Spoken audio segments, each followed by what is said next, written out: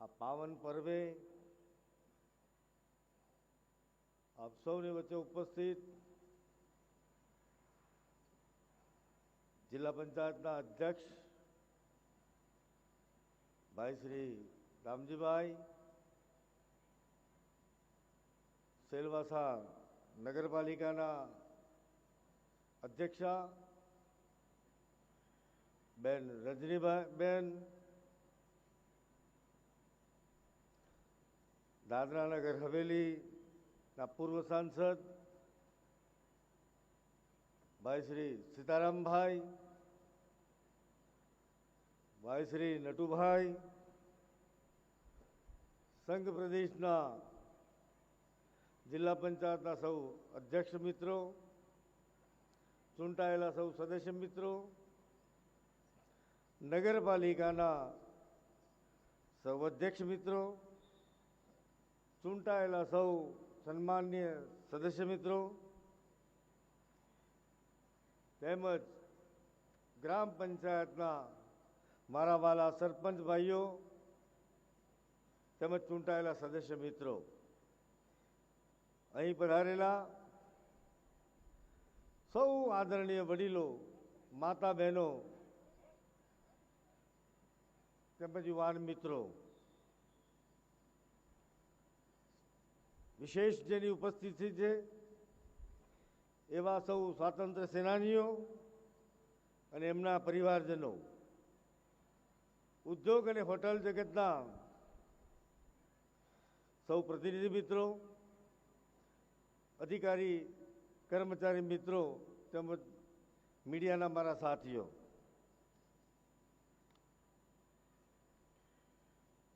મિત્રો, આજનો પર્વ સૌ દેશવાસીઓ માટે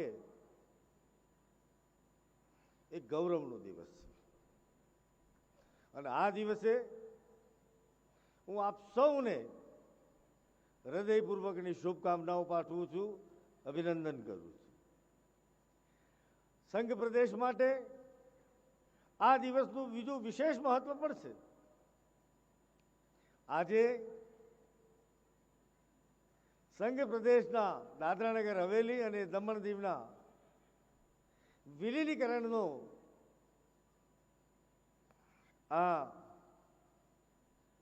એ વાતને આજે 6 વર્ષ પૂરા થયા. એટલા માટે આપણા માટે આ સંઘ પ્રદેશ માટે પણ આ એક વિશેષ મહત્વ ધરાવતો દિવસ છે. આ એકીકરણના કારણે અનેક સમસ્યાઓનું સમાધાન થયું છે,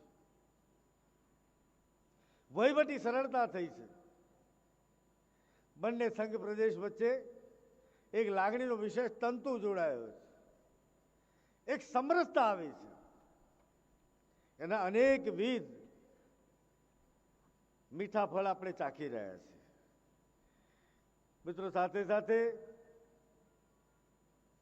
આ દેશની મહામૂલ્ય આઝાદી માટે, આઝાદીના જતન માટે જે સૌએ પોતાના સર્વોચ્ચ બલિદાન આપ્યા છે, પોતાના પ્રાણ ન્યોછાવર કર્યા છે, એવા સૌ શહીદોને, જવાનોને કોટી કોટી વંદન કરું છું.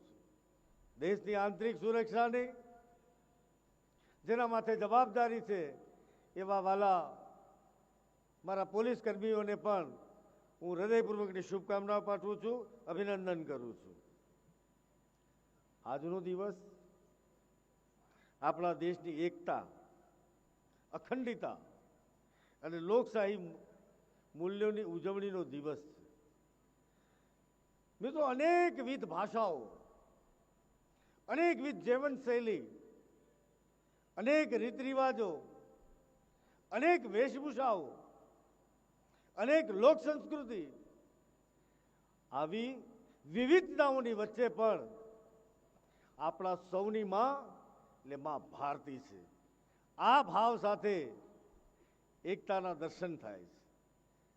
આ તબક્કે સરદાર પટેલ સાહેબને પણ હું નતમસ્તકે વંદન કરું છું, જેમણે આ દેશના એક ભૌગોલિક સ્વરૂપ આપવામાં, એની એકતા અને અખંડિતતા માટે જેને નિરંતર પ્રયાસ કર્યો, એમને પણ આ તબક્કે હું વંદન કરું છું.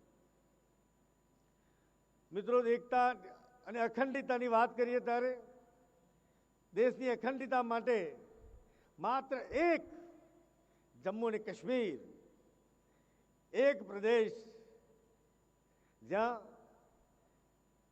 પોતાનો ધ્વજ હતો, પોતાનું બંધારણ હતું, પોતાના પ્રધાનમંત્રી હતા. આ એક ખૂટતી બાબત હતી. પરંતુ આ દેશના આદરણીય પ્રધાનમંત્રી શ્રી નરેન્દ્રભાઈ મોદી સાહેબે બંધારણની કલમ 370 નાબૂદ કરી આ એક જે ખૂટતી બાબત હતી એને પણ પૂરી કરી અને સંપૂર્ણ દેશમાં એક બંધારણ લાગુ પડે, એક ધ્વજ લાગુ પડે અને એક પ્રધાનમંત્રી લાગુ પડે એવું ઉત્તમ કામ કર્યું બદલ હું આદરણીય પ્રધાનમંત્રીશ્રીને પણ નતમસ્તકે વંદન કરું છું અને અભિનંદન કરું છું.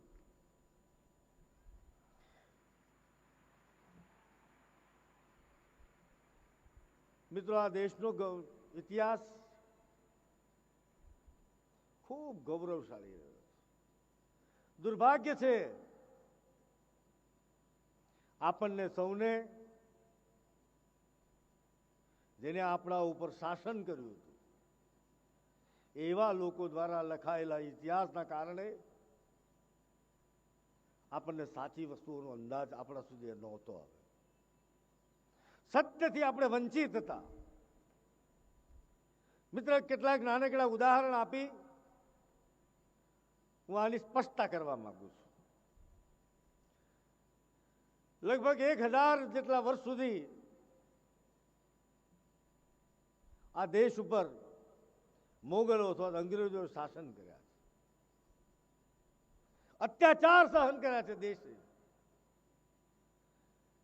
આ દેશને જેટલું લૂંટી શકાય,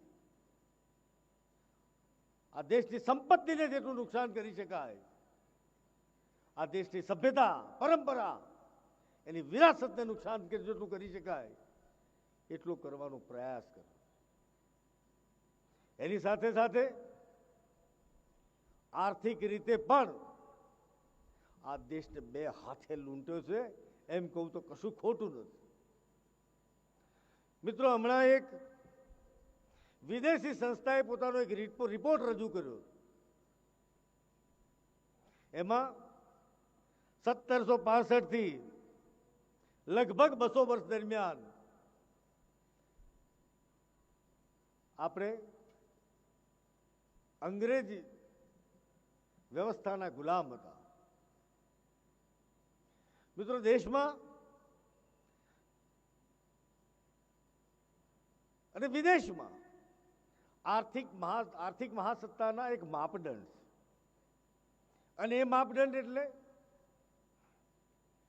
આજે વિશ્વની સૌથી પ્રથમ આર્થિક મહાસત્તા કે જે અમેરિકા છે, કે જેની પાસે $31 ટ્રિલિયન, ચીન જેની પાસે 19.5 રફલી ટ્રિલિયન અમેરિકન ડોલર, જર્મની પાસે 4.92 ટ્રિલિયન ડોલર, જાપાન પાસે 4.38 ટ્રિલિયન ડોલર. આ 2024ના આંકડા કહું છું. આ આર્થિક મહાસત્તાઓ 1 થી 4 ક્રમાંકે છે, જેનો કુલ સરવાળો 59.83 ઓલમોસ્ટ 60 ની બરાબર થાય છે, $60 ટ્રિલિયન ની બરાબર થાય છે. મિત્રો, આપ સૌને જાણીને આ વિદેશી સંસ્થાએ જે આંકડા રજૂ કર્યા છે પીડા થાય. આ 200 વર્ષની અંગ્રેજોની ગુલામીમાં અંગ્રેજો આ દેશમાંથી $64 ટ્રિલિયન, $64 ટ્રિલિયન આ દેશમાંથી લૂંટીને લઈ ગયા. આ 4 આર્થિક મહાસત્તાઓ 1 થી 4 એનો કુલ સરવાળો લગભગ $60 ટ્રિલિયન અને એકલા ભારતમાંથી અંગ્રેજો અહીંથી લૂંટીને લઈ ગયા એનો સરવાળો $64 ટ્રિલિયન. મિત્રો કલ્પના કરો કેવો વૈભવશાળી દેશ છે, કેવો આર્થિક સમૃદ્ધ છે, જ્ઞાનનો ભંડાર છે. આ દેશને જેટલો લૂંટી શકાય એટલો લૂંટો. 17 વાર મોહમ્મદ ગજનીએ સોમનાથના મંદિરને ધ્વંસ કરી એની સંપત્તિ લૂંટી હતી. આ તો માત્ર અંગ્રેજોની વાત હતી, મોગલો, આ સિવાય પોર્ટુગીઝ, ફ્રેન્ચ, ડચ, આ લોકોએ પણ જેટલું લૂંટી શકાય એટલું લૂંટવાની કોશિશ કરી અને આપણને સૌને એવી રીતે ભ્રમિત કર્યા કે આ દેશ તો એક ભિખારીઓનો દેશ છે, એક મદારીઓનો દેશ છે.